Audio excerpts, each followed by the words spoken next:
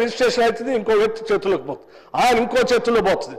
అసలు ఆయన వెరిఫికేషన్ నాది అని రిప్రజెంటేషన్ చేద్దామంటే కూడా రెవెన్యూ వాళ్ళ దగ్గర కనీసం అప్పీల్ కూడా లేదు అధ్యక్ష.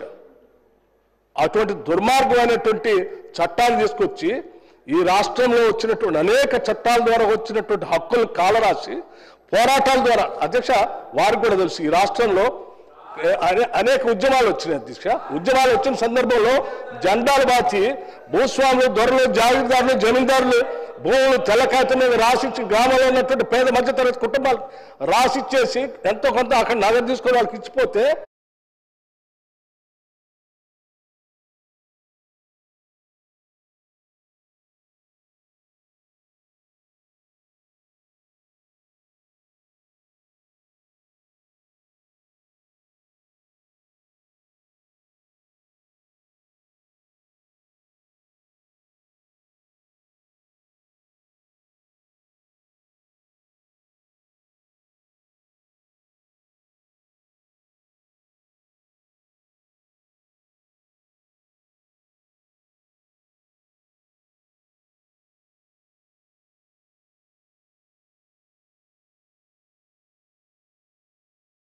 ఇది కరెక్ట్ కాదు. మీరు ఈ రకంగా సభని రాష్ట్ర ప్రజలను తప్పుదోవ పట్టించొద్దు. మేము బాజాప్తగా కాంగ్రెస్ పార్టీ చాలా స్పష్టంగా ఎన్నికల కంటే ముందే చెప్పాం, ధరని బంగాళాఖాతాలో వేస్తాం, మారుస్తాం, ప్రజల పనికి వచ్చేటువంటి చట్టాన్ని తీసుకొని వస్తాం అని చెప్పి ప్రజలకి నచ్చజెప్పి వాళ్ళంతా ఒప్పుకున్న తర్వాతనే వాళ్ళందరూ ఓట్లేస్తేనే మేము అధికారంలోకి వచ్చాం. అంటే ప్రజలందరూ దాన్ని మార్చాలని, దాన్ని బంగాళాఖాతాలో వేయాలనే మాకు ఓటేసింది. ఆ వేసిన దాన్ని మేము చెప్పిన మాట న్యాయం చేయాలి కదా అధ్యక్ష, చేస్తా ఉన్నాం. అధ్యక్ష నాకు 2 నిమిషాలు కాకముందే వాళ్ళు అర్ధ గంట మాట్లాడితే నేను ఏం మాట్లాడాలి అధ్యక్ష? మాట్లాడే అవకాశం ఇవాళ పార్ట్ బిలో దయచేసి పల్లారాజేశ్వర రెడ్డి గారు మీరు డిమాండ్ కన్ఫై అయ్యి మాట్లాడండి. డిమాండే మాట్లాడుతుంది సార్. రెవెన్యూ గురించి నేను డిబేట్ కావట్లేదు సార్.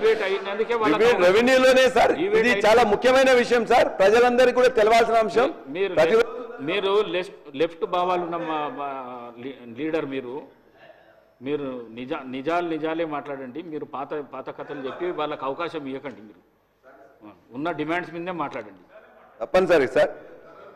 ఒకటి వాస్తవం, ఇవాళ ఏదైతే మీరు దుర్మార్గం అంటున్న ధరణిలోనే ఈ రోజున 70,60,000 మంది ఖాతాల్లో 1,55,97,000 ఎకరాలు ఉంటే వాళ్ళకి సంబంధించింది ఎక్కడైనా ఇష్యూ వచ్చిందా మీరు తెలుసుకోండి. ఒకటి.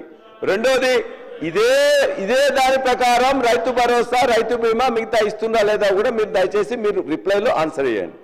రెండోది 16.5 లక్షలు ఉన్న పార్టీ బిలో పెద్ద వాళ్ళు ఎవరు లేరు అధ్యక్ష. చిన్న వివాదాలు ఉండే, కోర్టు కేసులు ఉండే, ఇన్ఫర్మేషన్ లేకుండే, వాటిలో కూడా ఇవాళ 14 లక్షల మందికి వాళ్ళకి హక్కులు వాళ్ళ వారి మీద కల్పించబడ్డాయని చెప్పి కూడా మీ ద్వారా ఈ సభకు తెలియజేస్తున్నా. 1,42,00,000 ఎకరాలు ఉంటే ఇలా 1,56,00,000 ఎకరాలకు ఇలా పాస్బుక్లు ధరణి ద్వారానే ఇవ్వాల కూడా ఇస్తున్నారని చెప్పి కూడా మీ ద్వారా తెలియజేస్తున్నా అధ్యక్ష. వారు చెప్పిన మ్యూటేషన్ లో వారు చెప్పింది ఏంటి, ఇంతకుముందు మ్యూటేషన్ అనేది రిజిస్ట్రేషన్ తో పాటు జరిగేది, ఇంతకుముందు ఇబ్బంది అయ్యేది. వారు ఇప్పుడు ఏం పెట్టారు అందులో, ఇవాళ ఆ ఎంఆర్ఓ సంతృప్తి ఎందుతోనే ఆ మ్యూటేషన్ జరుగుతుందని చెప్పేసి అని చెప్పిండ్రు. అది సరైనది కాదని చెప్పి మా అభిప్రాయంగా చెప్తున్నాం. ఇంకోటి ఇప్పుడే చెప్పిండ్రు మంత్రి గారు, ఫైనాన్స్ మినిస్టర్ గారు, అనుభవదారు కాలంలో అనేక మందిని పెట్టి అది చేసిండ్రు, అది అనుభవదారు కాలం కరెక్ట్ కాదని చెప్పి కూడా చెప్పిండ్రు. మరి మళ్ళా ఎందుకు అనుభవదారు కాలం చేస్తున్నారు అధ్యక్ష? ఈ భూభారతిలో అనుభవదారు కాలం మళ్ళా తీసుకొచ్చిండ్రు. ఇవాళ అనుభవదారు కాలం తీసుకొచ్చి మళ్ళీ ఒక దుకాణం తెరుస్తున్నారు అధ్యక్ష. అదేవిధంగా అధ్యక్ష పల్లా రాజేశ్వరరెడ్డి గారు సభను తప్పుపట్టారు.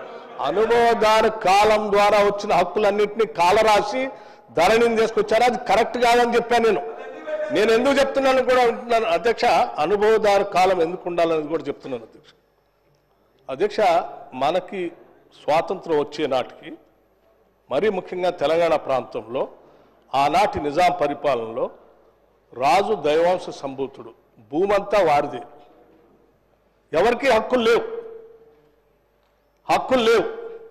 మొట్టమొదటిసారి ఆ హక్కులు లేవు కాబట్టి అడ్డగోలుగా మీరు కట్టేటువంటి భూమిపై కట్టే పన్ను పండించే పంట కంటే కూడా ఎక్కువ వేసి రైతులు ఇబ్బంది పెడతా ఉంటే, ఆ ఇబ్బంది పెట్టే క్రమంలో ఉన్న భూములు కూడా కోల్పోయి చివరికి వెట్టి చాకిరి దారి తీస్తే, ఆ వెట్టి చాకిరిలోంచి వచ్చిన ఉద్యమమే మనం అనుకునేటువంటి సాయుధ రైతాంగ పోరాటం, భూమి కోసం, భుక్తి కోసం, విముక్తి కోసం భూ పోరాటం జరిగింది.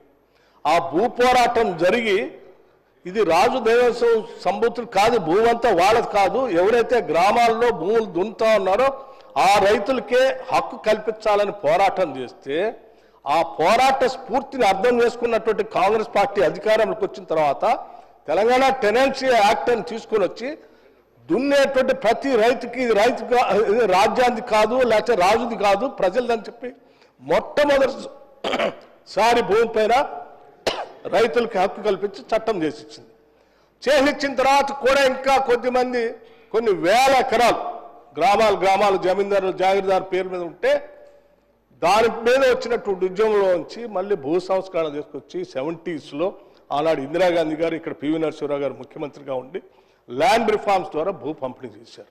ఇంకా కొద్దిగా మిగిలిపోయి ఇక్కడ ఉన్నటువంటి ఒక ఫ్యూడల్ వ్యవస్థ భూములను చేతిలో పెట్టుకొని అధికారాన్ని పూర్తిగా చేతిలో పెట్టుకుంటే నక్సల్బారీ ఉద్యమం వచ్చింది.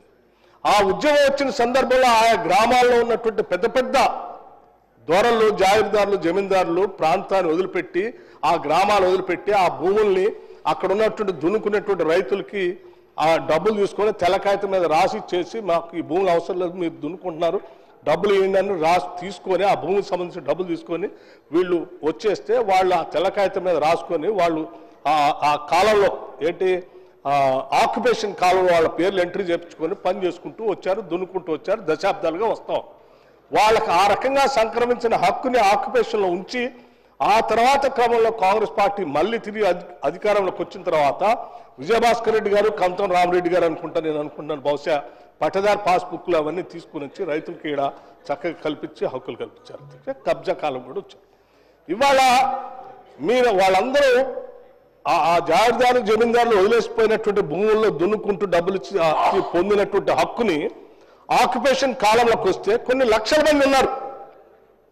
ఆ ఆక్యుపేషన్ కాలం ఎత్తేసారు మీరు, వాళ్ళకి భూమి మీద హక్కును ఎత్తేసారు.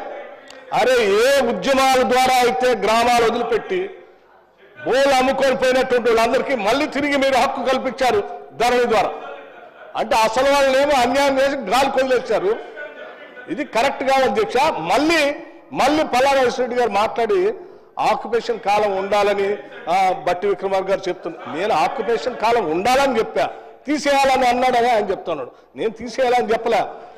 మీకు కావాలంటే పాత రికార్డ్స్లో కూడా తీయండి. నేను అపోజిషన్ లీడర్గా ఉండి అక్కడ నుంచి అనేక సందర్భాల్లో మాట్లాడే ఆక్యుపేషన్ కాలం ఉండాల్సిందే, ఉంటేనే న్యాయం జరుగుతుంది. అన్యాయమే సార్, తరతరాలుగా మీరు చేసిన అన్యాయాన్ని సరిదిద్దడానికే ఈరోజు మేము చట్టాలు తీసుకొస్తున్నాం.